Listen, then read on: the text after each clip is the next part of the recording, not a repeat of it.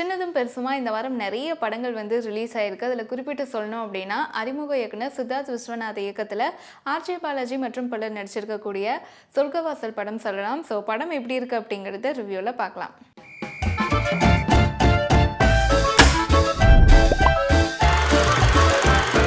Road கடை வச்சு நடத்திட்டு இருக்கக்கூடிய ஆர்ஜே பாலாஜிக்கு ஒரு சின்னதாக ஒரு ஹோட்டல் வைக்கணும். தன்னுடைய அம்மா கல்யாணம் பண்ணிக்க போகிற பொண்ணு. ஸோ இவங்க கூட சந்தோஷமாக இருக்கணும் அப்படிங்கிற மாதிரியான ஒரு ஆசை இருக்குது. ஸோ இந்த கடை வைக்கிறதுக்காக லோன் ட்ரை பண்ணிகிட்ருக்காரு. அந்த ஒரு சமயத்தில் எதிர்பாராத விதமாக ஒரு சந்தர்ப்ப சூழ்நிலையால் ஒரு கொலை கேஸில் ஜெயிலுக்குள்ளே போயிடுறாரு. ஸோ அந்த ஜெயிலை தன்னுடைய கண்ட்ரோலில் வச்சுருக்கக்கூடிய சிகா அப்படிங்கிற ரவுடி தான் வந்து இந்த கொலையை செஞ்சுட்டு அந்த பழியை வந்து தன் மேலே போட்டுட்டாரு அப்படிங்கிற ஒரு விஷயம் வந்து ஆர்ஜே பாலாஜிக்கு கன்வே ஆகுது.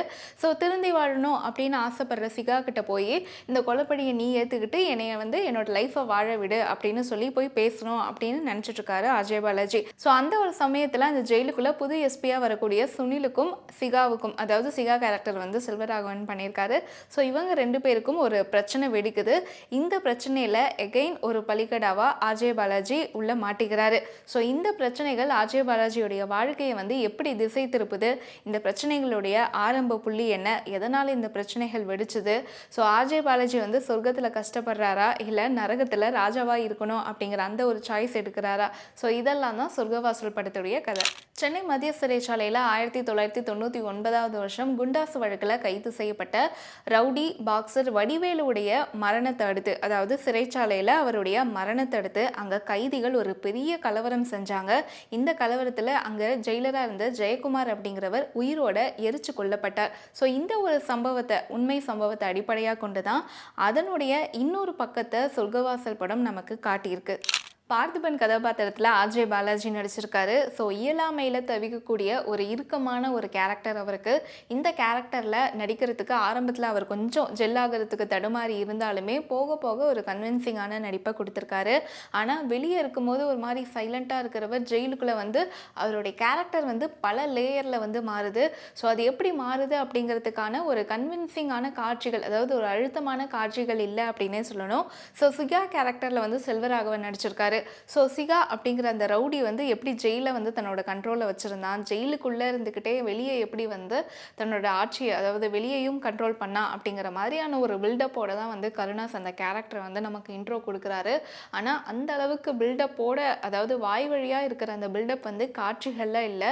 குறிப்பாக வந்து செல்வராகவன் கேரக்டருக்கு வேற யாரையாவது வந்து சூஸ் பண்ணியிருக்கலாமோ அப்படின்னு சொல்கிற அளவுக்கு அவருடைய ஸ்க்ரீன் ப்ரெசன்ஸ் அப்படிங்கிறது பயங்கர வீக்காக இருக்குது. ஸோ ஜெயிலுக்குள்ளே எப்படி வந்து இந்த கட்ட பஞ்சாயத்தை பண்ணுறாரு, ட்ரக்ஸ் எல்லாம் வந்து எப்படி எடுத்துகிட்டு வராரு, ஸோ இந்த மாதிரியான காட்சிகள் எதுவுமே வந்து நமக்கு அங்கே அழுத்தமாக ரெஜிஸ்டர் ஆகவே இல்லை. ஸோ சொர்க்கவாசல் படத்தில் மெயின் 2 கேரக்டர்ஸ் யாருது அப்படின்னு சொல்லி பார்த்தோம்னா, ஒன்று ஆர்ஜே பாலாஜி, இன்னொன்று செல்வராகவன். ஸோ இந்த 2 மெயின் கேரக்டர்ஸை தவிர படத்தில் மற்ற சப்போர்ட்டிங் கேரக்டர்ஸும் வந்து அவங்களுக்கான இம்பார்ட்டன்ட் ஸ்க்ரீன் ஸ்பேஸ் வந்து கொடுத்துருக்காங்க. ஸோ அதையுமே அவங்க உணர்ந்து தங்களுடைய கதாபாத்திரத்தில் அழகாக டெலிவர் பண்ணியிருக்காங்க. குறிப்பாக சொல்லணும்னா, தனக்கு ப்ரொமோஷன் கிடைக்கல அப்படிங்கிற ஒரு ஆதங்கமாகட்டும், அந்த எரிச்சலை உள்ளே மறைச்சி வச்சுருக்கக்கூடிய அந்த கருணாஸ் கேரக்டர் வந்து ரொம்பவே இன்ட்ரெஸ்டிங்காக இருக்குது. ஸோ இது மட்டும் இல்லாமல் கென்ட்ரிக், நட்டி அப்படின்னு சொல்லிட்டு ஸோ இவங்களோட கேரக்டருமே வந்து பார்க்குற ஆடியன்ஸுக்கு நல்லாவே இருக்குது. அந்த கேரக்டர் ஆர்க் அப்படிங்கிறது, அந்த டிசைன் பண்ணியிருக்கிறது நல்லாயிருக்கு. ஆனால் என்ன ஒரு சின்ன ட்ராபேக் இந்த கேரக்டர்ஸில் அப்படின்னு சொல்லி பார்த்தோம்னா, இந்த கேரக்டரோட சுவாரஸ்யம் அப்படிங்கிறது கொஞ்சம் கம்மியாக இருக்குது. அண்ட் இது மட்டும் இல்லாமல் இந்த கேரக்டர்ஸ் வந்து ஒன்றோட ஒன்று ஓவர்லேப் ஆகும்போது அது கதையிலையும் வந்து பல இடத்துல லேக் ஆகவே செய்யுது. குறிப்பாக வந்து இந்த கலவரத்தை விசாரிக்க வரக்கூடிய அதிகாரியாக நட்டி இருக்காரு. ஸோ அவருடைய கேரக்டர் வந்து ஆரம்பத்திலிருந்து அந்த கதை வந்து முடிகிற வரைக்குமே ஒரு நெஞ்சரிச்சல் இருக்குது அப்படின்னு சொல்லிகிட்டே வந்து அவர் இருக்கார். ஸோ அந்த ஒரு விஷயம் வந்து இந்த கதையில் எந்த விதத்தில் ஹெல்ப் பண்ணுது அப்படிங்கிறது நமக்கு தெரியவே இல்லை. சம்மந்தமே இல்லாத இந்த ஒரு விஷயத்தை வந்து அவர் படம் ஆரம்பத்திலேருந்து கடைசி வரைக்கும் சொல்லும் போது வந்து படம் பார்க்குற ஆடியன்ஸ் நமக்கு தான் வந்து அது எரிச்சலாகுது. ஸோ இந்த மாதிரியான சில சம்மந்தமே இல்லாத விஷயங்கள் வந்து படம் முழுக்க வந்துக்கிட்டே இருக்குது. அதே மாதிரி இந்த சிறைச்சாலையில் குக்கர் அப்படிங்கிற கேரக்டரில் பாலாஜி சக்திவேல் பண்ணியிருக்காரு. ஸோ அவருடைய கேரக்டருமே வந்து ரொம்பவே அழகாக டிசைன் பண்ணப்பட்டிருக்கு. படத்துடைய டெக்னிக்கல் டீம் பற்றி பேசணும்னா படத்துடைய மியூசிக் வந்து கிறிஸ்டோ சேவியர் பண்ணியிருக்காரு. ஸோ பல இடத்துல அதாவது கதையுடைய நரேஷனுக்கு இவருடைய மியூசிக்கோட டெம்ப் வந்து கொஞ்சம் கம்மியாகவே இருக்குது. இதனால் கதையோடு சேர்த்து பல இடங்களில் பார்க்குற ஆடியன்ஸ் நம்மளுமே வந்து டவுன் ஆகிறோம். ஸோ எடிட்டிங் ஆகட்டும், சினிமோட்டோகிராஃபி ஆகட்டும், அந்த கதைக்கு அந்த மூடுக்கு என்ன தேவையோ அதை கச்சிதமாக கொடுத்துருக்கு. ஸோ சிறைச்சாலை இதை மையப்படுத்தி தமிழில் பல படங்கள் வந்திருக்கு அப்படின்னு சொல்ல முடியாது. ஸோ வெகு சில படங்கள் மட்டும்தான் வந்திருக்கு. அதில் சொர்க்கவாசல் படமும் ஒன்று. சிறை கைதிகள் அப்படின்னாலே அங்கே அடிதடி தான் இருக்கும், கஞ்சா போதை தான் இருக்கும், பயங்கரமாக வந்து கெட்ட எண்ணம் பிடிச்சவங்களாக இருப்பாங்க. இந்த மாதிரியான ஒரு பொது பிம்பம் வந்து இருக்குது. ஸோ அதையெல்லாம் தாண்டி அங்கே சிறை கைதிகளுடைய உண்மையான நிலை என்ன, அவங்களுடைய இன்னொரு பக்கம் என்ன, ஸோ எப்படி வந்து சூழ்நிலை கைதிகளாக வந்து அவங்க உள்ளே இருக்கிறாங்க, தப்பே பண்ணலை அப்படின்னாலும் சூழ்நிலை வந்து அவங்களை எப்படி மாற்றி குற்றம் செய்ய வச்சு உள்ளே அனுப்பியிருக்கு. ஸோ இந்த மாதிரியான லேயர்ஸ் எல்லாமே வந்து படத்தில் ஒவ்வொரு கேரக்டர்ஸ் வச்சு பண்ணியிருக்க விஷயம் வந்து ரொம்பவே நீட்டாக இருக்குது. வன்முறை தான் இந்த உலகத்துடைய மிகப்பெரிய கோழைத்தனம். கடவுளாக இருக்கிறது ஈஸி, ஆனால் மனுஷனாக இருக்கிறது தான் கஷ்டம். இந்த மாதிரியான வசனங்கள் எல்லாமே படத்தில் ரொம்பவே ஷார்ப்பாக இருக்குது.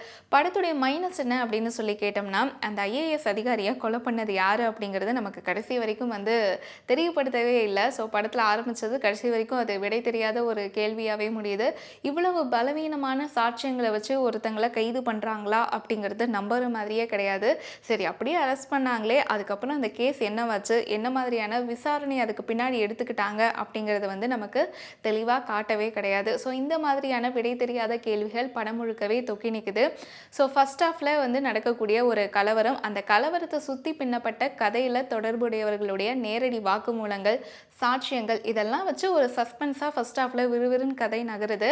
ஆனால் செகண்ட் ஹாஃபில் வந்து ரொம்பவே ஈஸியாக இவங்க ட்விஸ்ட் அண்ட் டர்ன்ஸ் அப்படின்னு சொல்லி எது எது நினச்சாங்களோ அதெல்லாம் வந்து செகண்ட் ஹாஃபில் ஈஸியாக நம்மளால் ப்ரெடிக்ட் பண்ண முடியாது அப்படிங்கிறது கதையுடைய இன்னொரு மைனஸ் அப்படின்னே சொல்லலாம்.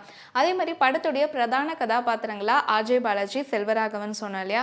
ஸோ இவங்க 2 பேர்த்த தவிர்த்து மற்ற துணை கதாபாத்திரங்களும் வந்து ரொம்பவே சுவாரஸ்யமாக இருந்துச்சு அப்படிங்கிறது வந்து நம்ம சொல்லியிருந்தோம். ஆனால் அதில் பெண் கதாபாத்திரங்களாக வரக்கூடிய ஆர்ஜே பாலாஜியுடைய அம்மாவும் சரி, கதாநாயகியும் சரி, ஜஸ்ட் அவங்க ஒரு அழுகிறதுக்கு மட்டுமே பயன்படுத்தப்பட்டிருக்காங்களோ அப்படிங்கிற அளவுக்கு அவங்களுடைய கேரக்டர் வந்து பெருசாக ஸ்ட்ராங்காக இல்லாதது கதையுடைய இன்னொரு மைனஸ் அப்படின்னே சொல்லணும்.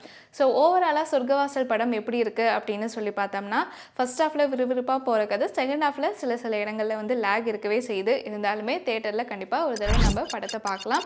ஸோ படம் பார்த்துருந்தீங்க அப்படின்னா உங்களுக்கு பிடிச்ச விஷயங்கள் என்ன அப்படிங்கிறத கமெண்ட்டில் எங்கள் கூட ஷேர் பண்ணுங்கள்.